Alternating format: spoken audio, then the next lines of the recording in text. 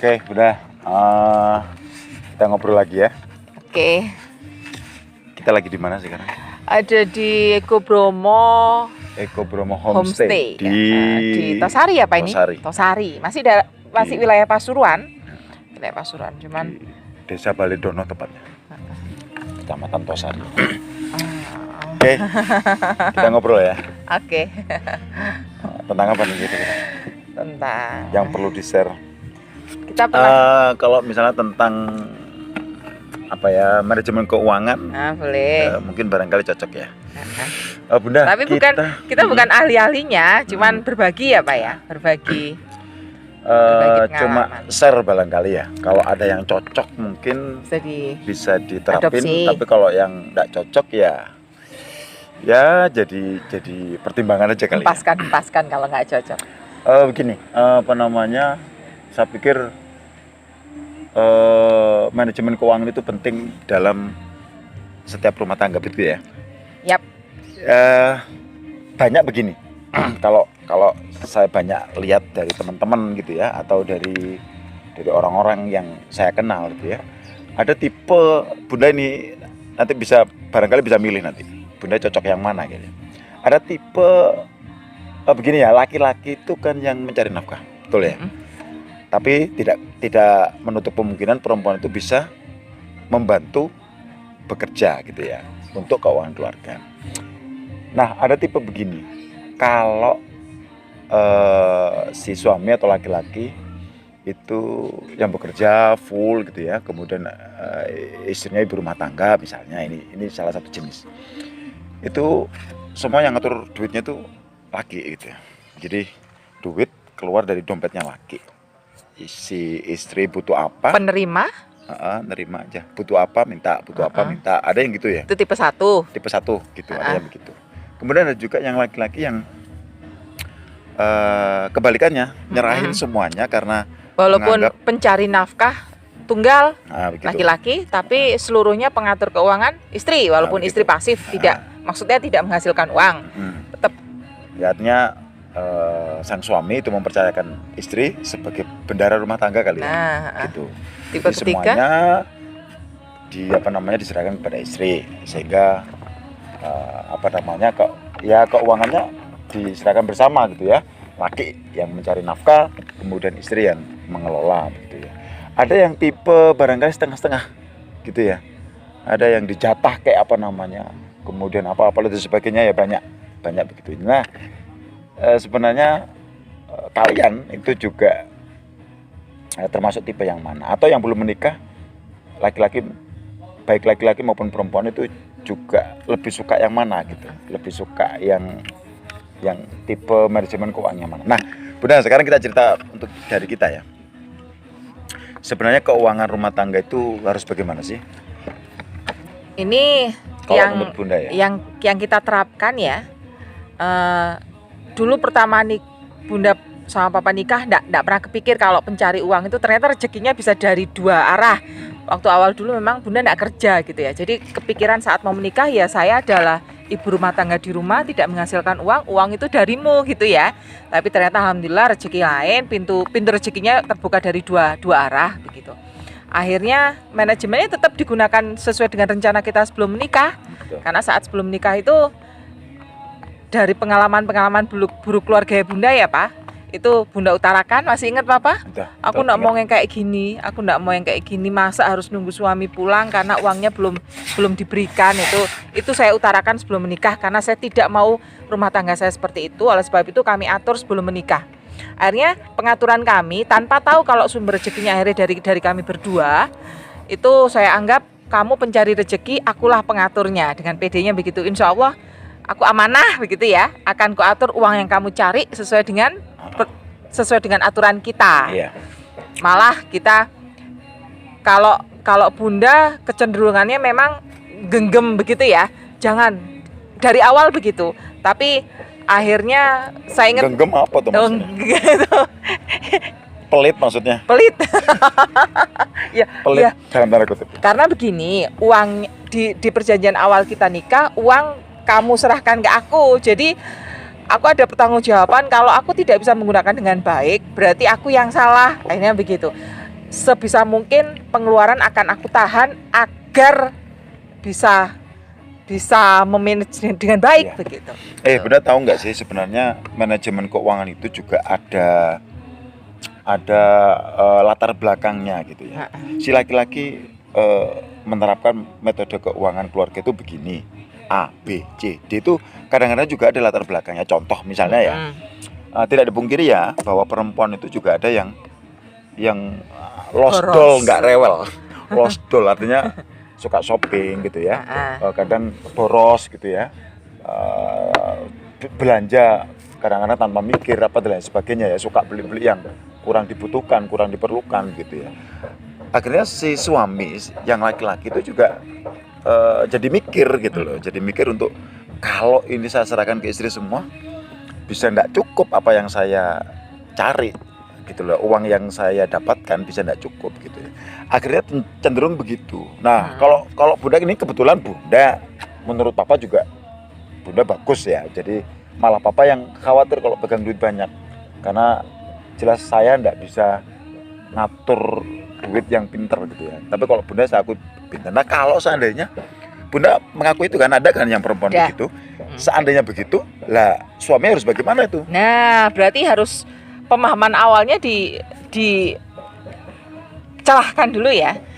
Pengatur keuangan gini, sebenarnya kodratnya perempuan itu pengatur. Salah satunya mengatur uang. Emang kita begitu? Lihat kita lihat bukan saja Menteri Keuangan Menteri Keuangan dari era siapa selalu perempuan. Enggak. Baru sekarang Menteri Keuangan perempuan. Gitu ya? Sri Mulyani. Yang lainnya enggak. Sebelum Sri Mulyani, setelah Sri Mulyani dipecat laki. Laki. Gitu. Sekarang Sri Mulyani laki. Ya berarti sekarang pemahaman pasangan dulu. Ini silakan berbicara, saling memahami. Kalau misalnya perempuannya tidak pandai mengatur keuangan, ada banyak sebenarnya orang perempuan yang seperti itu, berarti dia harus benar-benar memahami dirinya. Terus ingin rumah tangganya selamat dan keuangannya tidak amburadul, berarti silakan dibicarakan. Dan jika perempuannya bukan perempuan pengatur keuangan yang baik, berarti silahkan mengikhlaskan pengaturnya adalah laki-laki. Berarti laki-laki akan semakin rumit, dia mencari dan dia mengatur. Untung kalau perempuannya bisa bekerja, jadi cocok.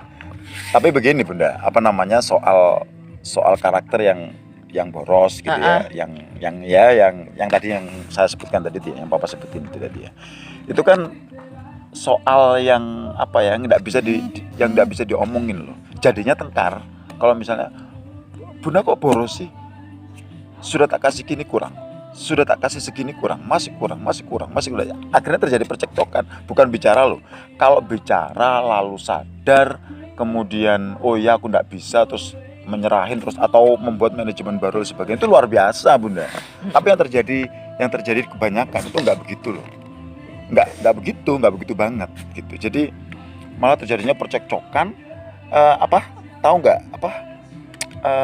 akan merasa saling tidak dipercaya. Perempuan kalau sudah dipilihin begitu pasti merasa tidak dipercaya. Oh begini begitu. Laki-laki repot kan kalau begitu. Jadi susah kalau ngomong. Ini yang kita bicarakan kan contoh kita ya, bisa dijadikan contoh ya Pak. Papa masih ingat ya, sebelum kita nikah ada pembicaraan ke situ kan? Ada banget. Bunda malah terus terang bilangnya, kamu punya duit berapa? Ingat Papa? Nah setelah itu Bunda bilang, serahkan ke aku semua biar aku yang mengatur, gitu ya. Malah Bunda, kalau aku di tengah jalan tidak bisa mengatur, ambil hakku, begitu ya. Nah mungkin ini jadi contoh salah satunya. Saat di tengah jalan kita pernah di kesulitan keuangan, malah sebentar Bunda tersinggung waktu itu. Papa bilang, kok bisa tidak cukup ya. Nah waktu itu emang Papa pernah bilang gitu. Iya, terus Bunda bilang, ya wes berarti bukan aku yang ngatur, silakan diatur. Tapi kembali kita mengingat masa sebelum kita nikah, waktu kita bicara, oh iya kita kan sudah membuat perjanjian ini gitu ya. Akhirnya kembali lagi ke awal perjanjian kita. Oke, berarti begini ya. Berarti poinnya adalah bahwa bagi kalian semuanya yang mau menikah gitu ya, atau mendekati masa pernikahan gitu ya, ada baiknya membicarakan tentang ini gitu ya, agar di tengah jalan itu tidak terjadi misunderstanding gitu ya, atau apalah namanya ya. Nah urusan nanti ternyata saat jalan keluar dari rel itu akan kembali mengingat apa yang dibicarakan sebelum nikah. Kita kan sering begitu. lari keluar rel, balik lagi. Tapi Ingat tapi dulu. memang masalahnya kalau ada kesepakatan atau tidak ada kesepakatan gitu ya.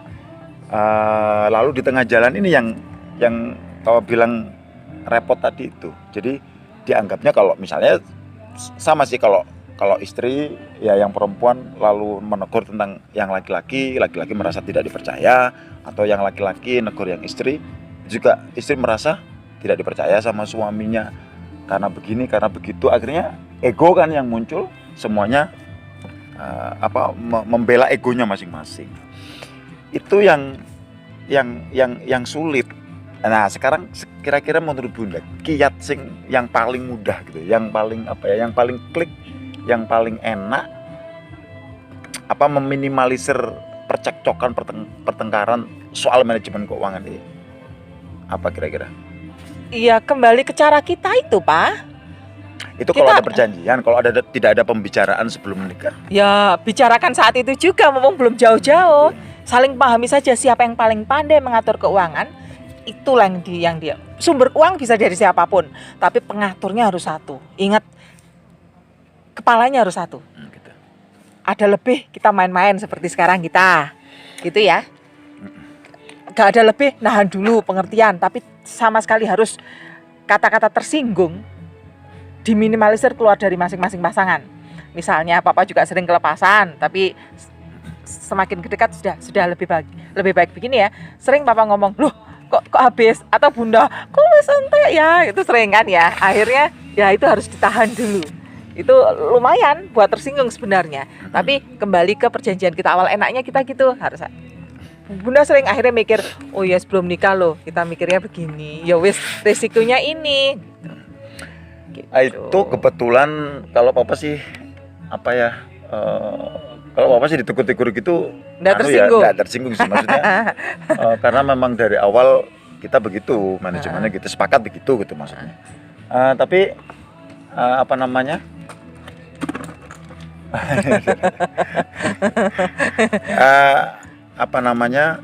kebetulan aja Papa bisa setuju begitu ya, apalagi tanpa disuruh siapapun ya, tanpa ada intervensi siapapun. Papa sih maunya memang begitu. Jadi karena Papa merasa diri nggak pinter memanage duit gitu ya, kok kebetulan punya istri yang pinter manage duit ya, ketemu gitu lah, fine aja gitu lah. Jadi kalau ini jadi masalah, jadi problem kalau ada laki-laki yang nggak tipe ini begitu loh. Kemudian ketemu sama perempuan yang nggak tipe itu juga gitu. Ada lagi yang kalau suami juga boros, perempuan juga boros. Cocok tapi ya, itu cocok ya. Cocok. Entah kurang, entah lebih. Indah ya, hidupnya kayaknya indah. Gitu. Tapi intinya begitu ya Bunda. Kita berada di ujung obrolan kita ya, bahwa tipe atau model manajemen keuangan keluarga itu bisa diterapkan oleh siapa saja, dan siapa saja berhak menerapkan semua tipe manajemen keuangan keluarga gitu ya. Tapi yang pasti, yang penting Bunda, satu sama lain tuh sepakat gitu ya terhadap problemnya dan solusinya. Artinya kalau ada problem di tengah jalan tentang financial, tentang manajemen keluarga, itu ya solusinya juga disepakati bersama gitu ya. Oke, gitu ya Bunda ya. Bunda juga pesan loh, ada pesan. Apa?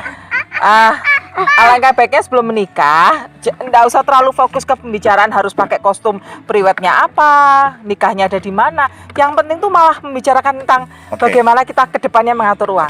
Gitu, itu lebih penting. Itu lebih malah yang kita lakukan itu, kita nggak terlalu peduli dengan undangannya harus warna apa, ini enggak. Tapi yang saya bicarakan adalah kamu punya uang berapa, kita nanti kedepannya hidup bagaimana, siapa mengatur keuangan. Oke, that's point. Jadi itu poinnya ya.